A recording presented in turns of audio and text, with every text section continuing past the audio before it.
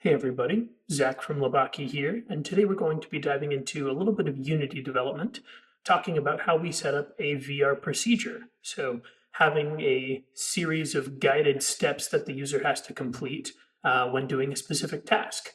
So, we have a very simple setup. We're just going to be hammering two planks of wood together with a nail. We've got a lovely little workshop warehouse environment with all of our assets laid out right there. And then we've got our VR pond, the thing that actually lets us do VR and have hands and controls. So let's go ahead and hit play. I've got my VR headset tied to the computer here, and we'll see what the activity looks like right now. Toggle on smooth movement so I can actually walk around. And we've got a plank of wood. We're going to put it on the other plank of wood. We've got an X marks the spot.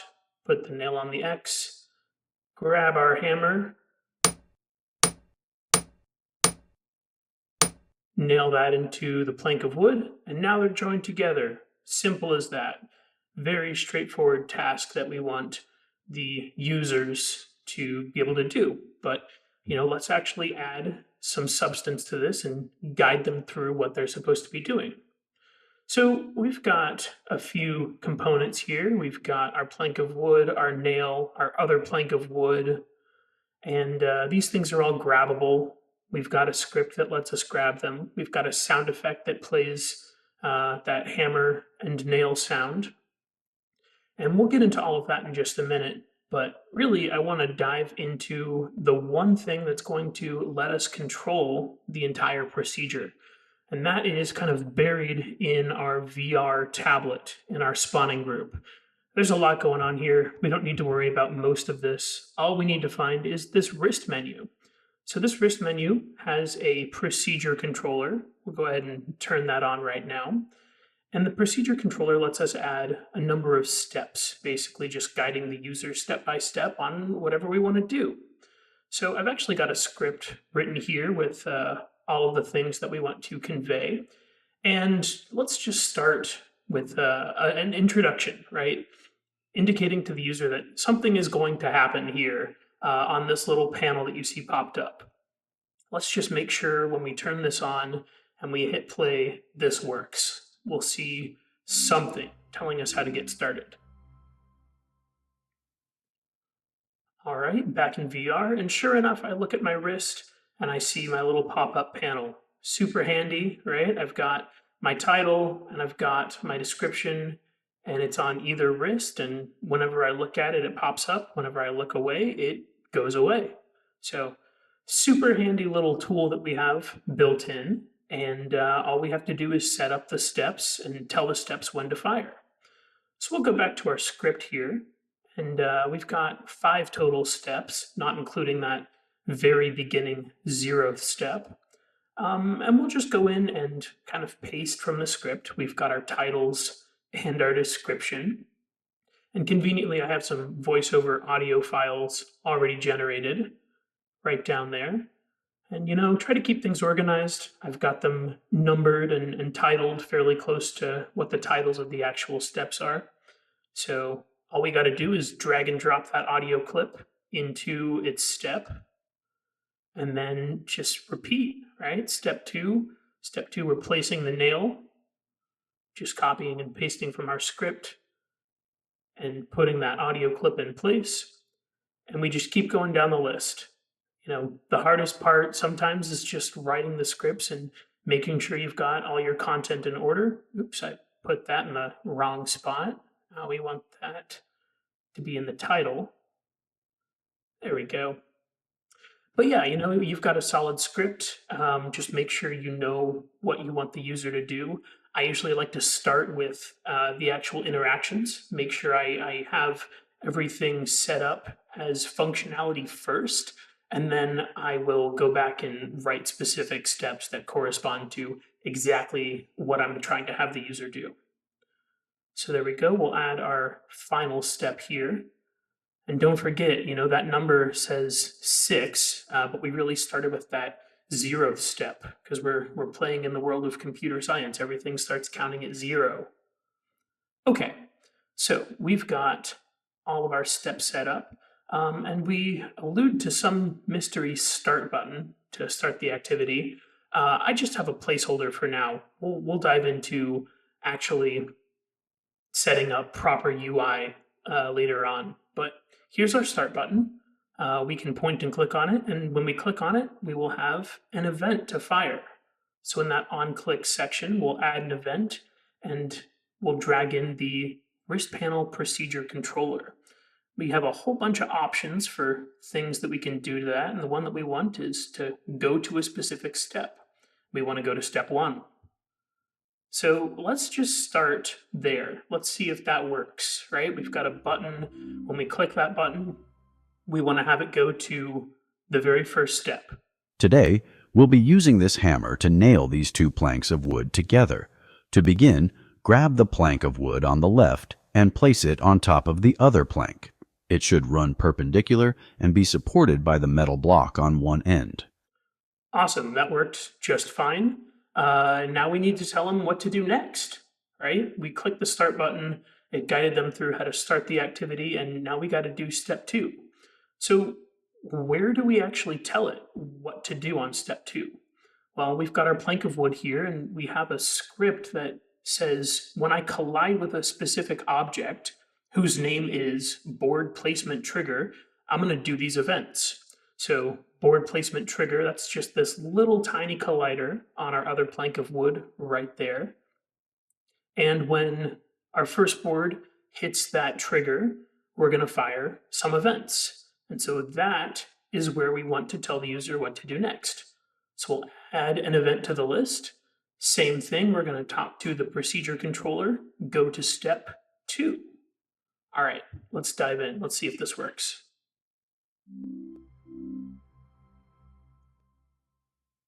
Today, we'll be using this hammer to nail these 2 planks of wood together. To begin, grab the plank of wood on the left. Next, grab the nail and place it onto the red X. Awesome, there it is. Popped right up. When we put that piece of wood on the other piece of wood, we hit that trigger, and it fired that event to play step 2. And what's super nice is, it'll stop any other steps that are playing. So let's see step 3, the nail. When we put the nail in place on the nail placement trigger, kind of the exact same thing we just did, there's a trigger on this plank of wood that has that red X. Whenever the nail hits that trigger, we're going to do an event. So there's our nail all the way down. There's our trigger collision events one more time. And let's add an event. Exact same thing, procedure controller, go to step 3. All right, let's keep moving. Let's see if this works. Make sure you're saving frequently. I always like to save before I enter play mode and start running. Today, we'll be using this hammer to nail these 2 planks of wood together. To begin, grab the plank of wood. Next, grab the nail and place it onto the red X. Now, grab the hammer and gently tap the nail to start driving it into the plank. That works well. We start nailing. Now, grab the hammer and gently tap the nail to start driving it into the plank. That played again. Why did that play again? I think I know what's going on. Okay, so the trigger keeps hitting that collider. That trigger is hitting that collider multiple times, and so it's playing that event multiple times. And so what we'll do actually is we will disable that trigger as soon as we hit it. So once we hit that trigger for the first time, we fired those events, we're done with it. So we will turn off nail placement trigger whenever that nail gets put in place. And hopefully that means that those events will only fire once. Let's double check. Today, we'll be using this hammer to nail these 2 planks. Next, grab the nail and place it onto the red X. Now, grab the hammer and gently tap the nail to start driving it into the plank. Awesome. Okay, that only fired once. We are in the clear. Okay, so now we need to tell the user to keep hitting the hammer. you started hitting the hammer, keep on going. So, where do those events actually take place? Well, there is a script on the nail that basically tells it to move from its starting transform to its ending transform. So basically, start there, end there, and move over that transform in a series of steps. So I think we have it set to 5 steps. Right? You have to hit the hammer 5 times, and every time you hit a step, we're going to play that sound effect. And what's cool about this script is we have some events that we can set up for each step. If we want, certain events to play at a specific step, we can add those here. So when we get to the first step, when we've hit the hammer for the first time, step index is 1. We will set up an event telling our VR procedure controller to go to step 4.